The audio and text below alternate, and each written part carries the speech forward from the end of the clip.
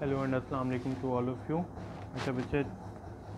In this video I'll try my level best to complete the remaining problems.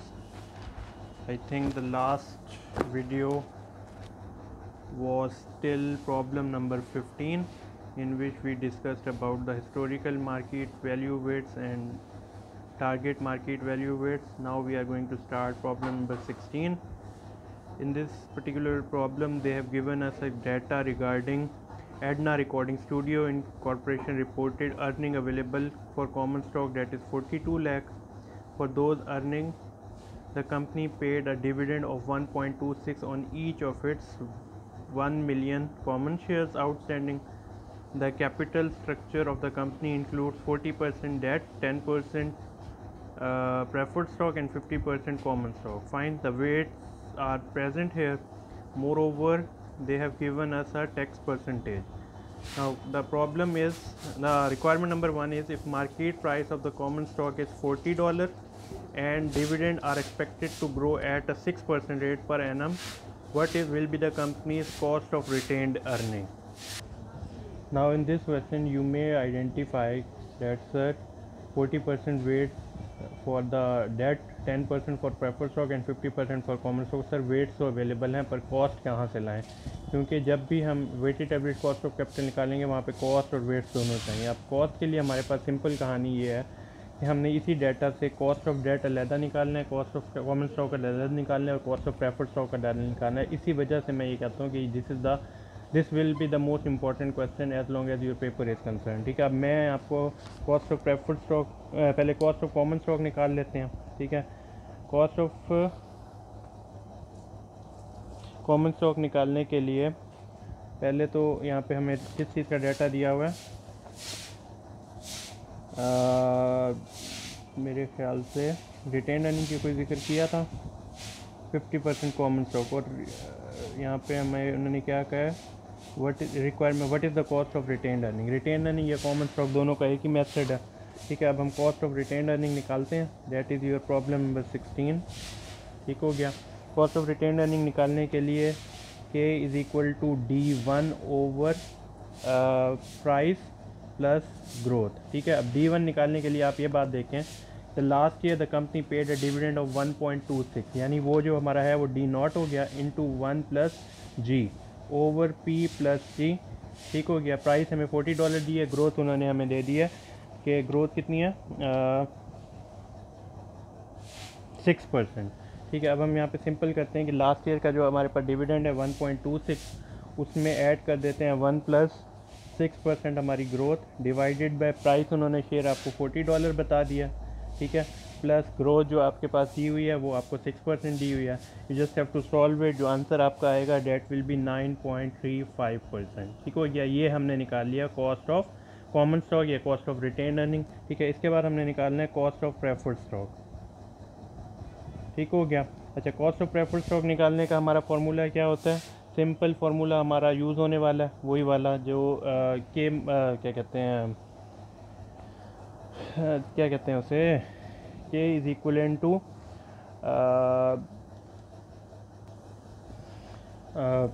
Dividend divided by price,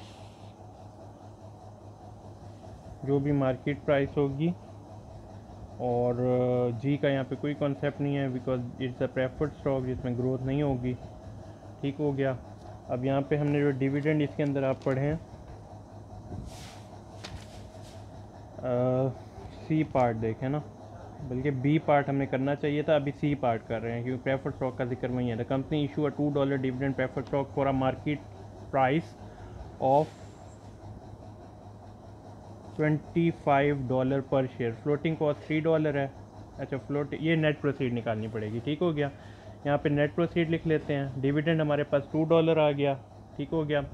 divided by net proceed. अब market price जो आपको दी हुई है preferred stock की वो $25 दी हुई है. नेट प्रोसीड आपको फ्लोटेशन कॉस्ट जो आपको दी हुई है $3 दी हुई है. आपने इसे सिंपली सॉल्व करना है. $2 डिवाइडेड बाई $22. ठीक हो गया. इसे जब आप सॉल्व करेंगे जो आपका आंसर आएगा डेट विल बी 9.09%. ठीक हो गया. अब ये आपके पास कॉस्ट ऑफ प्रेफर्ड स्टॉक आ गया. यहाँ पे हम P लिख लेते हैं. ये आपके पास कॉस्ट ऑफ रिटेन्ड अर्निंग आ गई। अच्छा, इसका ये था आपका रिक्वायरमेंट नंबर ए, ये आपकी रिक्वायरमेंट नंबर सी। अभी हमारे पास जो रहता है वो है requirement number B. Requirement number B में कहते हैं if under pricing and flotation cost of new common shares of amount to $7, what is the company's cost of new common share financing. तो हमारे पास जो क्या कहते हैं $7 फ्लोटेशन वो निकाल दें। अच्छा, न्यू कॉमन स्टॉक की हमें what will be the company's cost of new common shares. अच्छा, अब बी पार्ट में जैसे हमने निकालना है, हम यहाँ पे cost of B part, cost of common stock निकाल लेते हैं। उसके लिए हमारे पास जो चीज़ें रिक्वायर हैं वो हमारे पास D1 चाहिए और नेट प्रोसीड चाहिए। ठीक है, D1 निकालने के लिए प्रीवियस ईयर डिविडेंड जो हमें दिया हुआ है $1.26 दिया हुआ है, 1 + 6% हमारे पास ग्रोथ रेट दी हुई है। ठीक हो गया। उसके अलावा नेट प्रोसीड जो हमारे पास दी हुई है वो $40, तो हमारे पास उसकी क्या कहते हैं शेयर प्राइस दी हुई थी। अच्छा, फ्लोटेशन कॉस्ट उन्होंने जो हमें दी हुई है वो हम इसमें से माइनस कर देंगे। अच्छा, यहाँ पे आप लोग माइनस कर देंगे $7। ठीक हो गया। अब जिसे आप सॉल्व कर लें you will gate certain answer. ठीक है, ये आपके पास कॉस्ट ऑफ कॉमन स्टॉक आ गई, न्यू कॉमन स्टॉक आ गई। ठीक हो गया। अब इसके बाद हमारे पास रिक्वायरमेंट नंबर डी है। ठीक है, रिक्वायरमेंट नंबर डी में अगर आप देखें तो वो कहते हैं the company can issue 1000 par value 10% coupon 5% 5-year bond debt can be sold for 1200 each. Flotation cost would amount to $25 per bond. Flotation cost हमें देने का मतलब क्या है कि you have to use the net proceed. ठीक हो गया। Use the estimation formula, estimation फार्मूले से हमने सारी चीज़ें कैलकुलेट कर लेनी है और हमारा आंसर आ जाएगा। ठीक हो गया। अब हमारे पास बात जो है ना यानी डेट की रहती है। हमारे पास कॉस्ट ऑफ रिटेन्ड अर्निंग आ गई, cost of new preferred stock आ गए, cost of new common stock आ गए। जो भी आएगा इसका आंसर मेरे पास अभी नहीं लिखा हुआ। ठीक हो गया। अब हम बात करते हैं कॉस्ट ऑफ, एक सेकेंड ज़रा रुक जाए। अच्छा, अब हमने क्या निकालना है, cost of debt on the basis of estimation formula. उसका हमारा क्या तरीक़ेकार है, I plus par value minus net proceed divided by number of year into present value plus net proceed divided by 2। ठीक हो गया। अब आई की वैल्यू जो हमने निकालनी है उसके लिए हमारे पास जो देख लें आपको कोई ना कोई, हाँ ये कूपन 10% दिया हुआ है। आपने सिंपली क्या करना है, 1000 पार वैल्यू है, 1000 × 10 डेट विल बी $100। ठीक हो गया। प्लस इसके अंदर 1000 आपकी पार वैल्यू आ गई, माइनस नेट प्रोसीड कैसे निकालनी है, 1200 उन्होंने मार्केट वैल्यू दी हुई है, उसमें से आप माइनस कर दें $25। $25 माइनस करेंगे तो आपके पास $1175 आपके पास नेट प्रोसीड आ जाएगी। Divided by number of years उन्होंने 5 ईयर बताए हुए हैं, डिवाइडेड बाय फिर वही नेट प्रोसीड आपकी कितनी आ रही है, par value 1000 plus net proceed 1175 divided by 2। ठीक हो गया। अब मल्टीप्लाई 100, ये सारी बात पूरा का पूरा मल्टीप्लाई 100, इस सारे को आप सॉल्व करेंगे you will get an answer that is equal to 5.98%। अब हमेशा याद रखें that it is basically the value before tax. उन्होंने टैक्स परसेंटेज जो आपको दी हुई है वो कितना दिया हुआ है, 40%। ठीक हो गया। ये 40% आप लोगों को नज़र आ रहा है। ठीक है, 40%। अब हम यहाँ पे इसकी after tax cost of debt निकालने के लिए, after tax cost of debt, तो वो निकालने के लिए 5.98 × 1 - 40%। तो जब आप इसकी after tax cost of debt निकालेंगे उसका आंसर आएगा 3.59। अब इसके अंदर पार्ट हम ई पे आ जाते हैं, the last one. E part में वो कहते हैं you have to find the weighted average cost of capital. As long as the weighted average cost of capital is concern you just have to multiply the percentage of debt with the cost of debt, then percentage of equity common stock multiply cost of common stock plus percentage of preferred stock multiply cost of preferred stock. The question that will come to your mind that sir, which common stock, or will we use the retained earning or the new common stock? So the simplest answer is that you can find by both the methods. Now I am using retained earning, that is the part of your common stock. Fine. So it's up to you, आप इसे new common stock के हिसाब से भी calculate कर सकते हैं, लेकिन हम वो तब करते जब इन्होंने यहाँ पे स्पेसिफाई किया होता. Although they haven't specified yet that what will be the weighted average cost of capital for new or the retained earning. तो मैं बस retained earning की कैलकुलेट कर लेता हूँ. आपके पास जो वेट्स दिए हुए थे that is 40, 10 and 50. 40% will be the cost debt. Cost आपके पास जो डेट की निकली है डेट इज़ 3.59. ठीक हो गया. उसके बाद आप लोग आ जाएँ परसेंटेज ऑफ कॉमन स्टॉक के ऊपर. जो वेट्स आपको दिए हुए हैं कॉमन स्टॉक के वो आपके पास हैं 50%. 50% ऑफ योर कॉमन स्टॉक. उसकी जो कॉस्ट निकाली है हमने कॉमन स्टॉक की रिटेन्ड अर्निंग की that is 9.35% plus the percentage of preferred stock जो आपको वेट दिया हुआ है that is 10%. Multiply the cost of preferred stock is 9.09. You just have to add up or multiply all these stuff and you will get an answer that is 7.07%. Fine. So ये आपके पास problem number 16 solve हो गया. अच्छा, अब हम इसके बाद आते हैं प्रॉब्लम नंबर 17 के ऊपर. ठीक हो गया. Problem number 17 will be solve in the same manner. We will have to find the weights. The first one is your 40% as your debt, 10% preferred stock and 50% common stock. Taxation rate is also given to you. Debt percentage 980. And for the debt the bond can be or the security can be sold at 980, 10-year 1000 par value. Bond annual interest rate 10%. Coupon interest rate is also given to you. Flotation cost 3% of the par value. The par value is 1000. The 3% of it will be $30 and required to discount the bond. Discountation or the flotation will be deducted from the market value, that is $20. The first thing you must have to find will be the cost of debt. The preferred stock is given to you. The market value of the preferred stock is $100. That can be sold at $65. 106. Find additional fee and 2% of $2 per share must be paid in underwriter. So you must have to find a net proceed for it. 8% preferred stock, 8% annual dividend. The dividend percentage is 8% on the par value. To 100 multiply 8% to 108%, it will be $8. That will be the amount of your dividend divided by net proceed. Mark 65 minus 2. You can solve the cost, or you can find the cost of preferred stock. As long as the common stock is concerned, the thing which is missing in this particular data or the question is your growth rate. We first have to find the growth rate and later on we will be able to find the cost of your common stock. Then we have certain more data available regarding the common stock and rest of the thing will be calculated as required. Fine. So starting from the very first, that is your after tax cost of debt. Now we are going to start the solution for this. That is your problem number 17. The first thing you have to find is your cost of debt. We are again using the approximation method.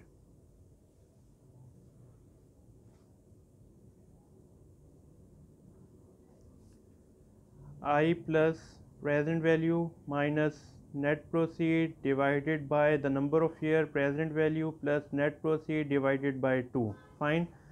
The coupon interest rate is 10% and the par value is 1000. So 10% multiply 1000, that will be equivalent to $100 plus par value will again be 1000 minus net proceed. In order to find the net proceed you have to deduct certain things. 980 is the market value, 3% of par, that is $30 will be the flotation cost and $20 will be your discount amount. So 30 and 20, it will near about 930 as your answer.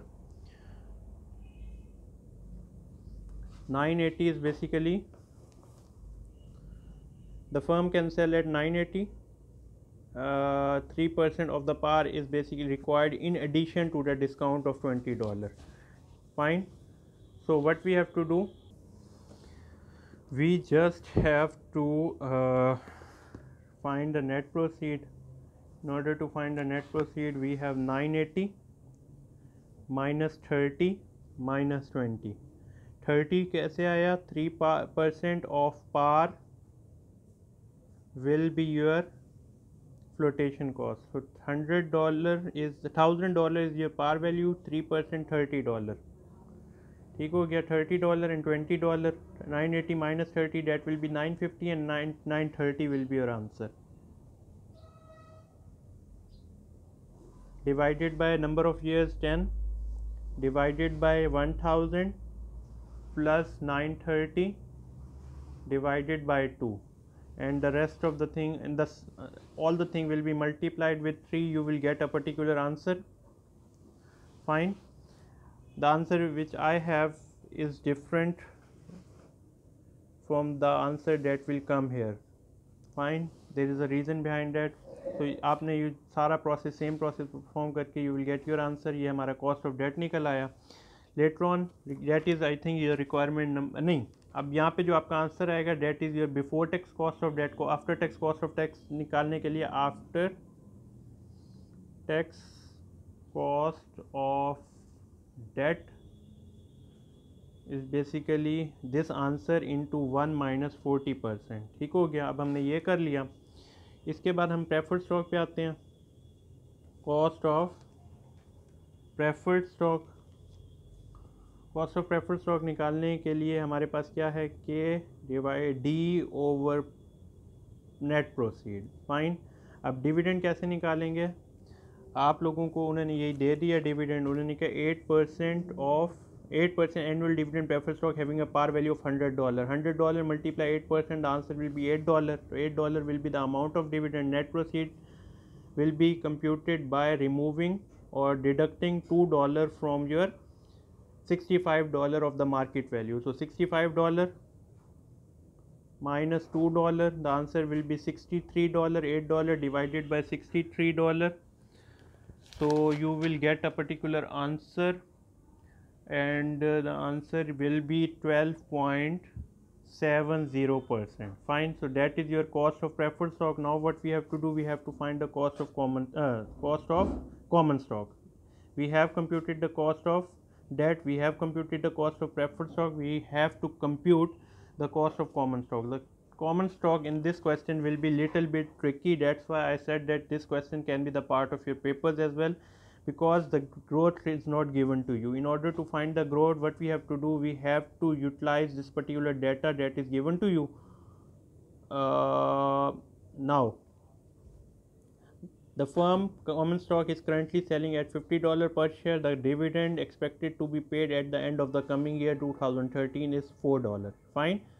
Expected dividend, it means that isn't the dividend of the last year. It's dividend payment which have been approximately 60% of the earning per share. Fine.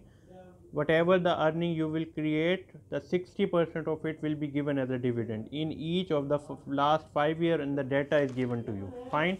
Now what we have to do, in order to find the growth rate, आप simple बात करेंगे. आपने करना क्या है,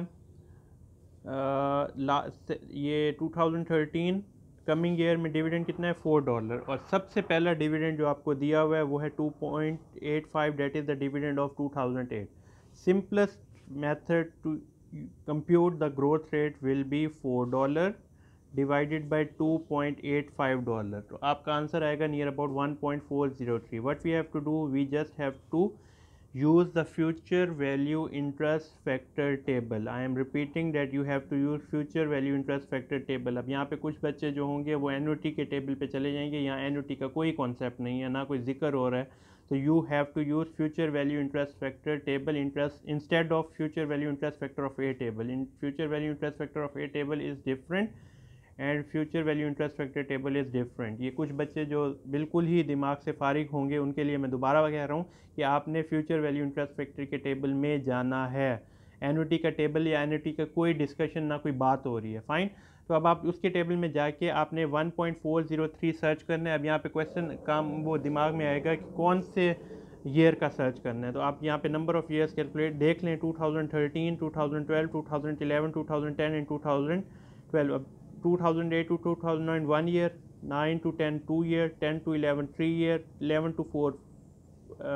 to 12 4 year and 12 to 13 5 year. तो growth will be of 5 year. अब यहाँ पे ईयर्स तो 6 नहीं हुए हैं, आप कहें सर 6 ईयर की ग्रोथ तो 6 ईयर की 2013 की ग्रोथ तो 2014 में पता चलेगी. तो आपने n is equal to 5 use करना है और future value interest factor table में 1.403 सर्च करना है. The growth answer that you will find on that table will be 7%. The required thing was the growth rate. We have computed the growth rate. बस आगे तो हमारे पास सारी चीज़ें आसान हैं. हमने क्या करना है, you just have to apply the concept that is your k is equivalent to dividend divided by price plus growth rate. अब हमारे पास जो डिविडेंड की वैल्यू दी हुई है, हम यहाँ पे दोबारा देख लेते हैं कि कहीं पे जिक्र किया तो था, मैंने देखा तो था.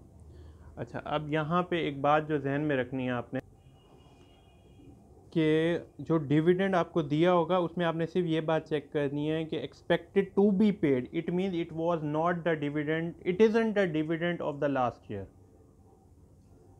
It will be paid. So $4 dividend D1 हमारे पास वैसे ही उन्होंने खुद ही कैलकुलेट करके दे दिया. $4 divided by price, market price जो आपको शेयर्स की मिल रही है वो $50 मिल रही है. Growth rate is 7%. You just have to solve it and the answer that you will compute will be 15%. Fine हो गया. अच्छा, इसके बाद आप देख लें, ये आपके पास रिक्वायरमेंट नंबर सी पूरी हो गई है. You have to find the cost of common stock. Requirement number D, that is your requirement number A, that is your requirement number B and that is your requirement number C. The last thing you have to find will be the weighted average cost of capital. Fine. In order to find the weighted average cost of capital, we have the idea about all the stuff required. Weights multiply cost. अब weights आपके पास जो दिए हुए हैं वो आप दोबारा देख लें. हमारे पास 40% for the debt, 10% for the preferred stock and 50% for common. 40, 10 and 50. 40% for debt, 10 for the preferred stock and 50 for the common stock. Fine. Multiply cost हमारे पास क्या क्या कैलकुलेट किया. हमारे पास कॉस्ट एक अननोन है, you have to find the value. मेरे पास कैलकुलेटर अलाउ नहीं है. Whatever the answer you will gate, आप उसकी कॉस्ट को यहाँ लिख लेंगे. मल्टीप्लाई प्रेफर्ड स्टॉक का जो आंसर आपके पास आया था वो था 12.7%. तो आप 12.7 यहाँ लिख लेंगे और the cost of common stock जो आपने कैलकुलेट किया है वो 15% आ जाएगी. You just have to multiply and then you will have to add the answers. क्योंकि ये unknown figure है, इसकी वजह से whatever the answer will be, मेरे पास आंसर नहीं लिखा हुआ, you will get the answer. You can use the calculator. So that is the end of this particular numerical. Now we are moving towards the last two numericals, that is problem number 19 and problem number 20. We will skip problem number 18 because certain students will not have this problem available in their books. So problem number 19 के बारे में discussion कर लेते हैं. आसान सा है, इसके लिए हमें कोई ज़्यादा प्रॉब्लम नहीं होगी. डेट आपको दिया हुआ है. ये problem number 19 and problem number 20 is somehow your assignment. Assignment कह लो, होमवर्क कह लो, whatever the thing you would love to use. अब यहाँ पे देख लो, आप डेट्स आपके पास दिए हुए हैं. 1000 पार वैल्यू दी हुई है, 8% कूपन, तो पार वैल्यू मल्टीप्लाई 8 पर $80 आपके पास इसका आंसर आ जाएगा. 20 ईयर बॉन्ड हो गया. टू बी इशू, ये आपके पास average dividend $30. The firm must pay a flotation cost of 30 and 30 60. So 1000 minus 30 and minus 30 that will give you 940 as your net proceed. So आप कॉस्ट ऑफ डेट कैलकुलेट कर सकते हो. You just have to focus on the debt percentage, taxation of 40%. Tax 40% means whatever the answer you will compute at the time of cost of debt will be before tax. So after tax निकालने का process same है that we applied in problem number 17. Fine. As long as the problem number preferred stock is concerned, 8% preferred stock, 8% of the par value. Par value of your preferred stock is $95. $95 multiply 8%, you will get the dividend that you have to pay.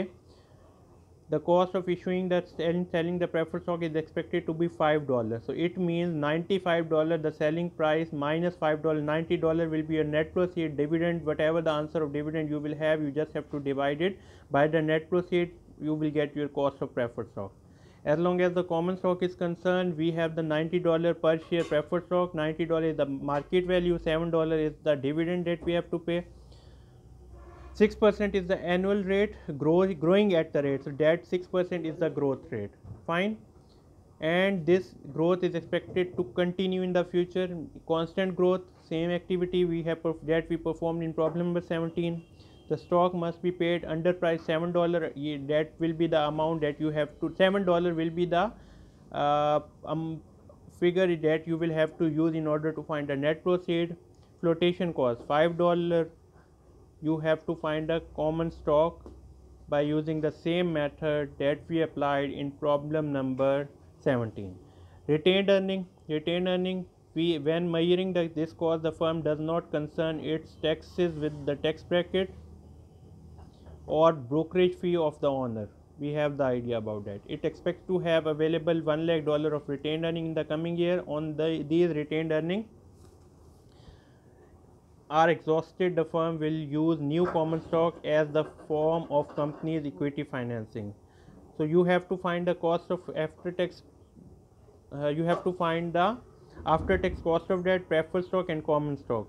Weights are given to you, that is somehow will be used in order to find the weighted average cost of capital. So you will perform this activity, you will have to solve this particular numerical.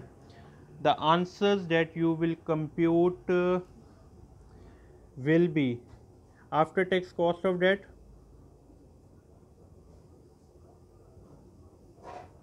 the answer of it will be 5.1%, that is the cost of debt. Cost of preferred stock will be 8.44%. Cost of common stock will be 14.97%. Fine. Then in D part we have to find the weighted average cost of capital. The weights are given to you: 30 for debt, 20 for preferred, and 50% for the common stock. Multiply the cost: 5.1%, 8.44%, and 14.97%. You just have to solve them, then you have to add the answers, and the end result that you will get after performing all that activity will be somehow 10.11%. As long as the problem number 20 is concerned, you may skip that particular problem or you may solve the very first part, but it's better to skip it. Fine. So that is the end of your problem chapter number 9 problem section. So inshallah we will meet in the next video. Allah Hafiz.